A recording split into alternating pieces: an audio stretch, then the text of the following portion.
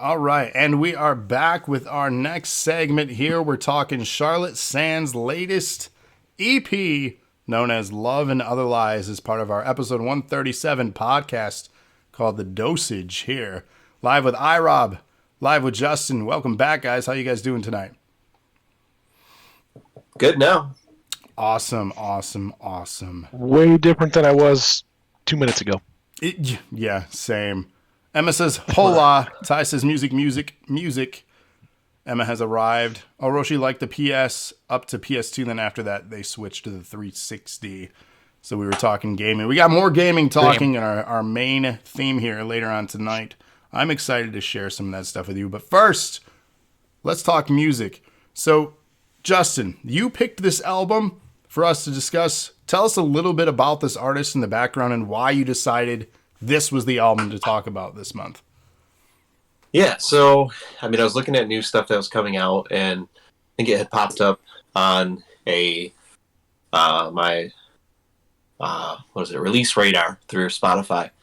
So she was featured in a song with Taking Back Sunday in the main called Love You a Little, which is not on this album. But I was just, when I heard it, I was just thinking, I should really just, and I do that a lot, where if I see multiple artists are featured in a song, I just check into them a little further. And I looked into her further and noticed that she released an EP like maybe a few days before that, or a week before I had found that song. And I was like, wow, she's put new stuff out there. And kind of in that pop, kind of alt pop range. We haven't really done one that's, I would say, this poppy before. So I just thought it was just a different take, and she's kind of an up and coming artist, obviously still releasing EPs, so no like full length album yet. So I just thought it would be interesting to do that take, and one of her songs is very topical with this theme of inclusion. You know, it's funny too, was that intentional or accidental? So honestly, it was accidental at first, because it was just one that I before you even mentioned the theme, I believe I had just put that out there, and then you said, well, our theme's going to be this, and I went, well, that works out excellent. So yeah, it was meant to be. I wanted to really challenge us on this theme too, because I couldn't decide, to be fully honest. February, love stories, but on the other hand, it's like, well, it's a great month too to showcase representation and things, because they only are getting like properly, I guess, that month when it should be all year, but that's another soapbox.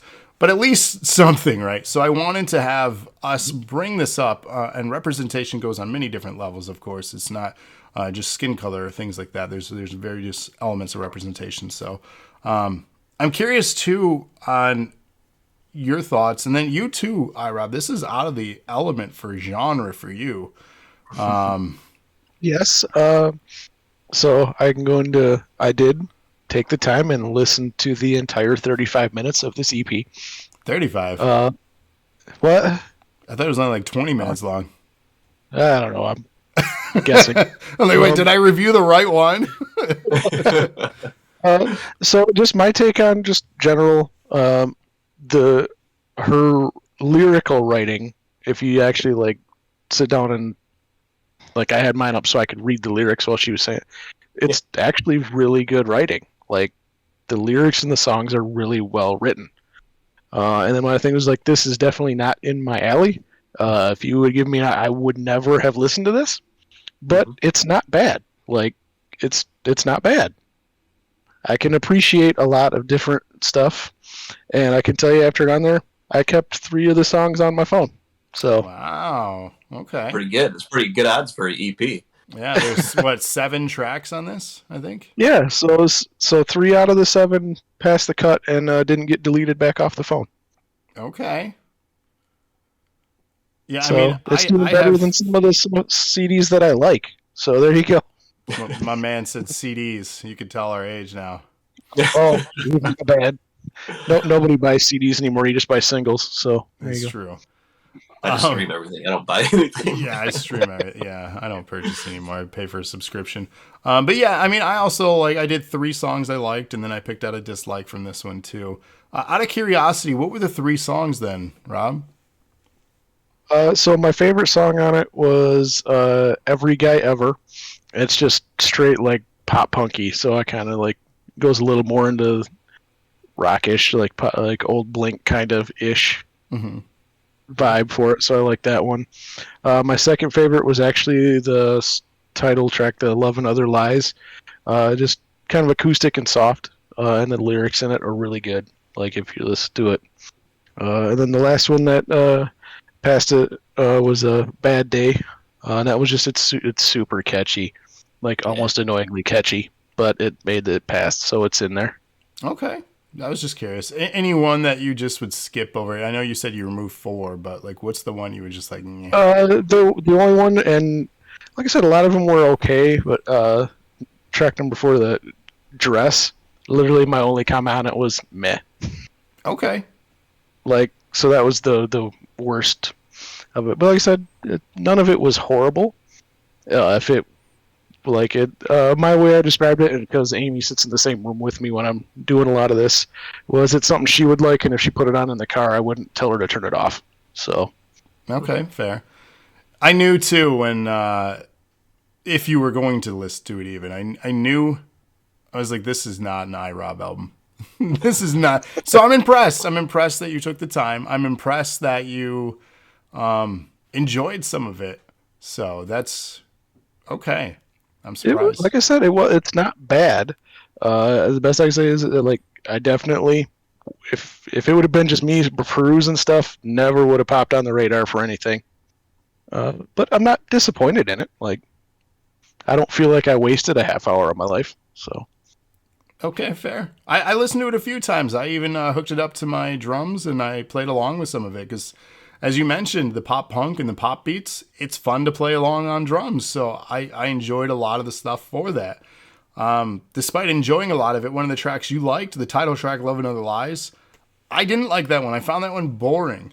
Lyrically fine, and I get that it's a meaningful track and the pains of growing up, right? And the stuff that you go through. To me, that's what the lyrics meant. Maybe my interpretation's off, but sometimes it can be subjective, obviously, too.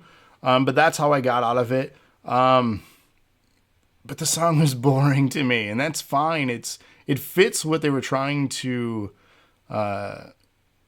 say, I guess, if you will.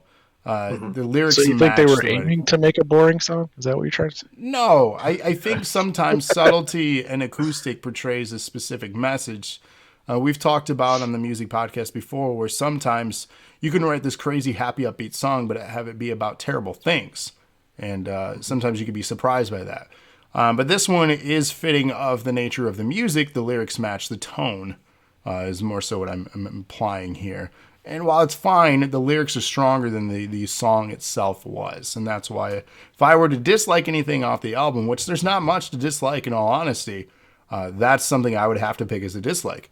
So that's almost saying I'm praising this entire EP, if you will. I did like Dress. You said you didn't like Dress. I thought it was a really addicting groove to it. I thought it was fun. The only thing I could critique on it was the lyrics on this, while strong in other tracks, were somewhat generic for this one. But Dress was fun.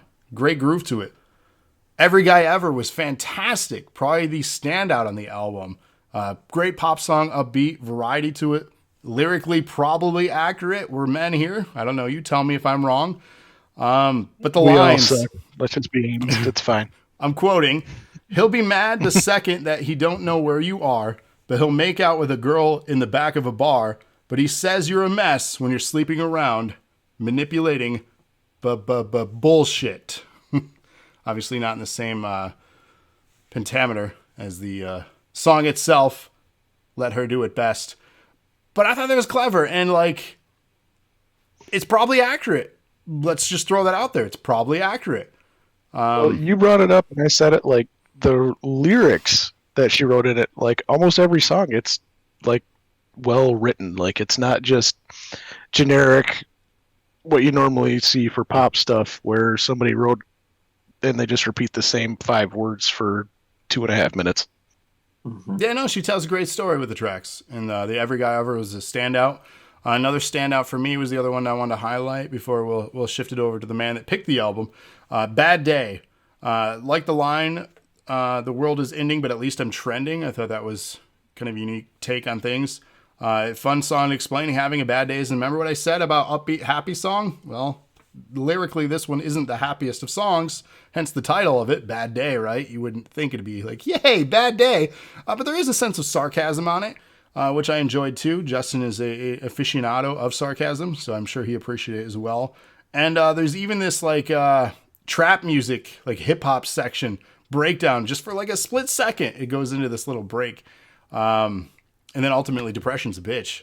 That's really to talk about the conclusion of this song. But Bad Day is another fun one. So Every Guy Ever and Bad Day, to me, the top standout tracks. Dress was also fun. But overall, if you got 20 minutes, listen to this album. Truly. Charlotte Sands, Love and Other Lies. I just want to point out, like, for us, we each picked 3, and 2 out of 3 for each of us are the same. And then each song that we didn't like, the other person did. Well, right. We're each going to have different tastes. I'm surprised you liked anything, so I'm just throwing that out there again. Yeah, right. That's pretty good.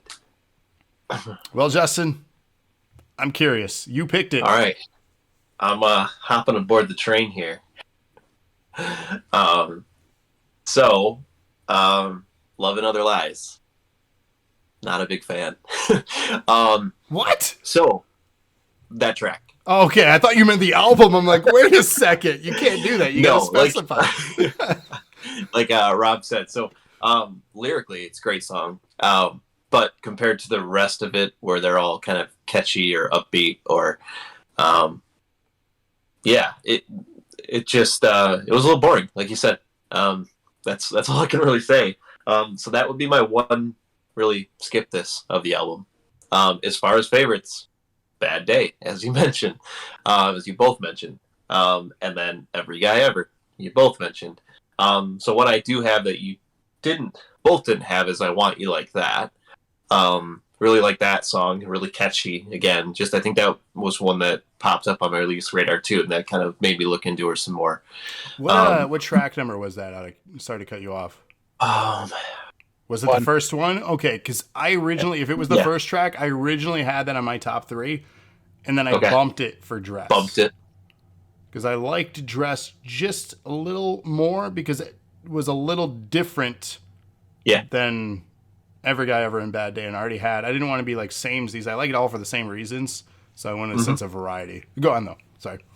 Yeah, so then, like you said, with Dress. So, along the topic of inclusion, so this basically was a song, just to give you some background, was a song that she wrote based on the fact that she saw Harry Styles on the cover of a magazine wearing a dress. It's that straightforward. She's just basically explaining, I don't know why I'm attracted to you in a dress and with your fingernails painted, but I'm into it. And, in the world we live in today, where that's more open and accepted, she basically wrote a song about that, about a guy wearing a dress and why she's just drawn to that. And as far as her, like Gen Z fan base, and like early millennial, seem to be the people that are kind of on board with this. She got a lot of flack for writing that song because, people think it's promoting the wrong things, but really it's just, around that topic of inclusion of, this is what I'm seeing. For some reason I'm attracted to it. I'm going to write a song about it. And she got a lot of support from a lot of people that she wasn't expecting. She kind of wrote it on the whim. Soapbox moment. If that offends you, you're a freaking idiot. So there you go. No. I mean, everyone has a right to their own. We got Ty here with the screen. Everyone has a right to their own opinions. Does not make them right, though. So we got to have inclusion on all grounds that everyone can be included with their opinions. They just will ultimately look a certain way because of them. So we can't. I don't have to say I like it. We can't be hypocritical now. We're I can tell praising them inclusion. We're going to include them too. But again, we don't have to agree or even give it substantial support by any means. Travis is moderator. Let's keep this thing focused. You get So, 2 minutes Dress, now. So Dress was one of my top tracks as well. So I know I listed 4 there.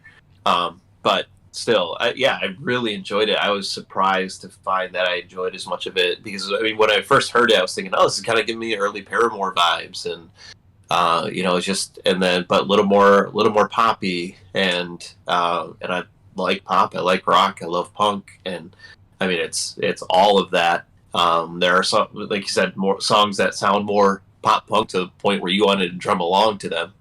I mean, I think that says a lot. So, it's just a really solid EP, and I look forward to her putting out more stuff and seeing lyrically what she can put out there, because it's not just manufactured stuff just to make a radio hit. It didn't sound the cookie cutter formula for radio stuff. I liked that it wasn't trying to be another band out there. And my understanding is she a solo act and she just has a studio band behind her. Like, who does the instruments, I guess, because anything I've seen is just been she has a solo. Yeah, she has a solo act. I know she's currently touring with Young Blood, so I'm not sure if you're familiar with him or not, but similar kind of style of music, but more kind of rap, punk, rock kind of mix in there. You say she's touring with Young Blood? Yes. Is she a UK act then? No. Where? She is Boston. Really? Okay. Yeah. Because Young Blood is I want to say, I think it's either Boston or Cleveland, but it's definitely like Midwest, East Coast. Okay. But yeah, I know for a fact it's U.S. Okay. So. Yeah, because he's the UK act. I am familiar with him. I've checked out a lot of his stuff. He's done a lot of collaborations with so many artists, including MGK, Bring Me the Horizon. I mean, the list goes on. The dude's collaborated with so many people now. It's kind of a modern face for that style now. Yeah, and he's all over the place, too, for his own style. Yeah. Hopefully, we can come across one of his albums one time to review, because I'd love to check out more with more reason and then share that with you guys, too. But ultimately, that's your call. You'll be doing obviously our next pick every month. So, man, you found a good one here. So this... I don't have a final score for it. We're the formalities of our old format or anything, but I have the heavy recommendation of you should check this out. Again, it's 20 some odd minutes. Like, if you don't have 20 minutes to listen to an album, like, you could throw that on and when you drive to the gas station and listen to this album.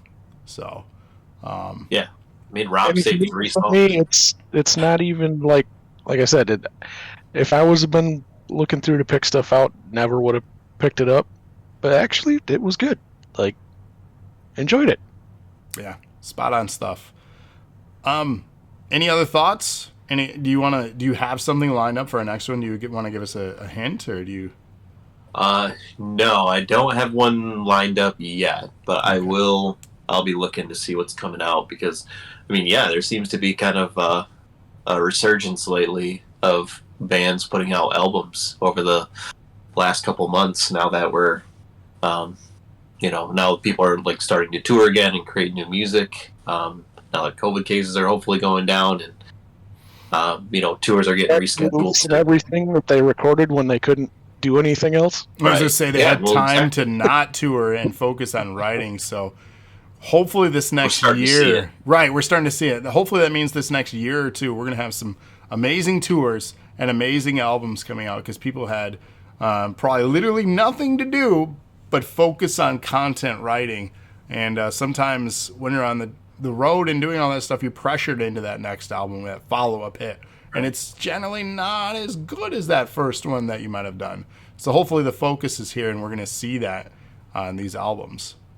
Yeah, and we don't get the garbage of, like, songs where you say you're going to beat up Pete Davidson, that kind of stuff. Who's releasing? Is that Kanye?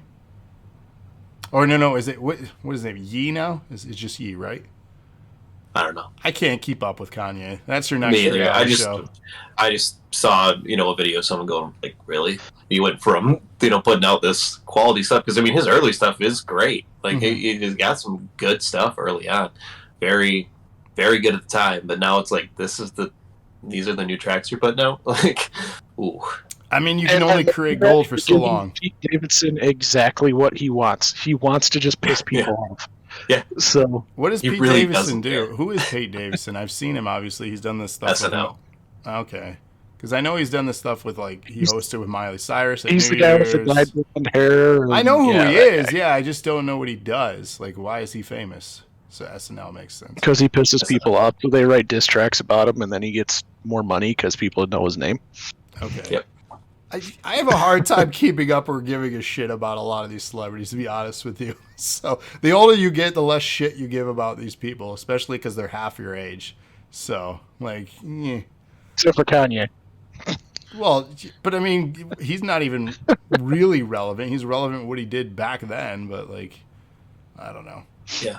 It's wild. Here's the thing. They want more money, set up the next celebrity boxing fight between these two, and then somebody take a dive, and everybody tunes in, and then they all get paid. It's just the circle of fandom. We've seen it for years. Every washed-up celebrity eventually goes on a reality show or fights somebody, and then they get paid, and then they fade away into obscurity. It's just the circle. And you just, do that sign. Right. And it's done. Jesus. Batman says it's the Fifth Doctor. He says, oh, that's Peter Davidson. I've seen one episode. This is going to piss off some people, but I've seen one episode of Doctor Who in my life. Hey, you want to know something? You've never seen it. You've seen one more episode than I have. Yeah, I kind of figured that's where we're going. Justin, have you watched it?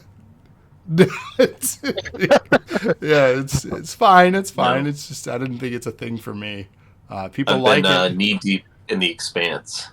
I've wanted to watch that. Is that good? Oh, I've been watching it for literally months now, because I started season 1 and it's through season 6, and they're 45-minute episodes. So yeah. What's that on? It's excellent. Prime, Amazon Prime. Yeah, I just got to season 6, so I'm almost done. But I'll have to bug Andrea's mom. She has Amazon Prime, so it's really good. I just started rewatching, and I haven't rewatched it in probably 8 or 9 years. So all that stuff you order off the internet and you don't have Amazon Prime? Dude, I've had to cancel so many things lately for budget reasons. So, but yeah, I don't have HBO anymore. I don't have Netflix anymore. But I just restarted watching Lost again, and immediately wanted to message you and conspiracy theory it all up again. So. Oh man. Went way too deep into that. You want to know how many episodes I've watched from beginning to end of Lost? I had you watch some of it. Don't you say 0. Okay, how many do I remember? Probably none. I know you're into it. I just TV, I never got big into any TV shows. I don't get into a lot of TV either, but Lost, I mean, that was a cultural phenomenon. You can't recreate that time period again, that wait from week to week to unveil, and the season to season. You can't recreate that again. No show can do that. Game of Thrones got close. They got close, all the way through. That's it. Firefly. There you go. That was the last TV show I watched all the way through. Lana says, all jokes aside, I feel bad for Kanye. He needs help, and I hope he gets it. Yes, facts. If you need help or you know somebody that needs help, make sure they get it or find ways to. Please, that's serious. Ty says Kanye West boxing and some weird bag on his head that he deems high fashion is some Black Mirror stuff that I could see happening. Yeah, if anyone could pull it off, it'd be Kanye. Batman says, Rob, I knew that was coming. And Thunderbird said Lost was great show until ... Until what? Writer's strike. That didn't help the show. No, that did not help the show. It hurt a lot of things.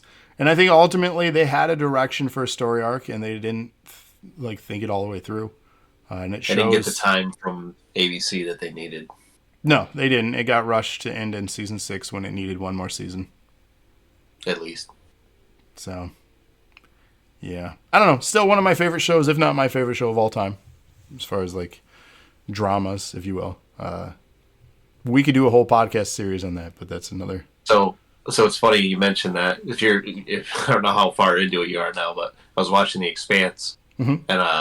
and I've seen people. I'm like, oh, I know him from something. Oh, he was the Dharma Initiative guy, the guy from the videos, Yeah. the Korean doctor, I believe. You know, talking about, and then Julia, or can't think the blonde. Hurley's girlfriend. No, that was No. somebody else. Julia was the doctor. Yes, yeah. So she's in it too. So I'm like, the other love it's interest. just weird to have these lost flashbacks. I'm like, what have you done since? I look them up on IMDb, and I'm like, oh, not much, or a lot of small roles here. Yeah, I and was there. to say a lot of them have been in other TV shows or other small things that got canceled or didn't do well, small bit roles. Yeah. So it's unfortunate, but I mean, and then you had what's her name, Wasp from Ant-Man and Wasp. Like she's done really well. So, which is surprising. You don't remember her name? What? You don't remember her name? I don't remember her. What? It's Kate. Isn't it Evangeline Lilly? Evangeline Lilly. Thank you. Yeah, it's Kate in the show. I'm terrible with names. I'll forget forever. But yeah, if you guys don't ask me why I remember that one, but it's in my brain. I don't know. I mean, I'll never forget her face. I mean that all sincerity. Like I don't mean that weird. Like it got real weird. Anyways, love stories, right? That's the theme. So we're waiting on Cody. He's part of our final segment. Before we transition to that, Justin, I doubt it, but maybe did you watch the Elimination Chamber? No, I mean, if it was that difficult for Rob to locate, then I wasn't even going to try it. It's not that hard. It was the first thing under Elimination Chamber. Oh, was it? But because when you watch them on Peacock, they don't put the years until you start the show. Right. It just puts it in episode 1. You're like, well, that doesn't help me. Like, what? Yeah. Yeah, that's been my biggest critique since they moved from WWE Network to Peacock is that because it's a television company, they put everything in season placeholders. Like that's their filter. When, yes, WWE is seasoned, like this is season blah, blah, blah on a network perspective. For fans, we want to search by year. We don't know that 93 was season 1 of Raw. We want to go back to 93. You know, like if we want to find something in 99, we want to just search 99, not, well, shit, what is that? Season 6, season 7? Like, I don't know. I just want to watch The Rock and Mankind from 1999. So we were trying to do 2017, so I didn't think it would be the first one. Right. Yeah. So, like, I didn't start there. I went and I was, like, going back, and it got towards the first. I was like, oh, hey, there's 2017. It's not though. It's like season 7 or 8 or something when you filter. That's what I mean, but when you, like, if you just go in Peacock and cycle down to Elimination Chamber, it had Elimination Chamber matches. It was the first one was Elimination Chamber from 2017. Right, when you filter it that way, yeah, that makes sense. Cody has arrived just in time for the segment we're talking about, so we're going to shift over, if you're ready, for our Chamber segment. So give me a second here, and we'll set that up.